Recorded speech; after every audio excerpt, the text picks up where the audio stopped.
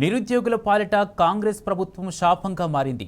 అధికారంలోకి రాగానే job calendar జారీ చేస్తామని, మెగా డిఎస్సితో పాటు లక్షల ఉద్యోగాల భర్తీకి నోటిఫికేషన్లు జారీ చేస్తామని హామీలిచ్చింది. అధికారంలోకి వచ్చి 7 నెలలు అవుతున్నా ఒక్క నోటిఫికేషన్ కూడా ఇవ్వలేదు. గత ప్రభుత్వంలో జారీ చేసిన నోటిఫికేషన్లకు సంబంధించిన ఉద్యోగాల భర్తీల్లోనూ కాంగ్రెస్ ప్రభుత్వం నిర్లక్ష్యం వహిస్తోంది. దీంతో నిరుద్యోగులు తీవ్రంగా మండిపడుతున్నారు. మా ఉద్యోగాలు మాకు ఇప్పించండి అంటూ పెద్దమ్మ గుడి ముందు గురుకుల అభ్యర్థులు భిక్షాటన చేశారు. రేవంత్ రెడ్డి ఇంటి ముందు ఆందోళన తెలపడానికి అనుమతించకపోవడంతో పెద్దమ్మ గుడి ముందు భిక్షాటన చేసుకునే వారితో కలిసి కూర్చొని అడుక్కుంటూ నిరసన తెలిపారు. రేవంత్ రెడ్డి ఇంటి వద్ద లేకపోవడంతో ఆయన ఢిల్లీలో ఉండటంతో ఆయన ఫ్లెక్సీకి వినతి పత్రం అందించారు. రేవంత్ రెడ్డి ఇంటి ముందు గురుకుల అభ్యర్థులు మోకాళ్ల మీద కూర్చొని కొంగు పట్టి చాచి అడుక్కుంటున్నారు.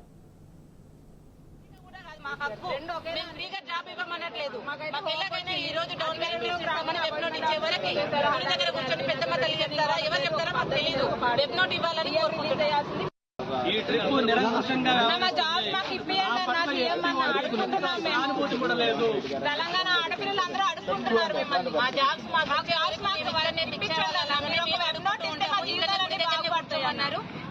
ఇచ్చే వరకు ఇక్కడ నుంచి ఈ జాబ్ జీవితం కాదు. కూర్చుంటాము. మాకు మెరిట్ జాబ్ ఇవ్వాలని గవర్నమెంట్ ఈ రోజు స్పందించాలి.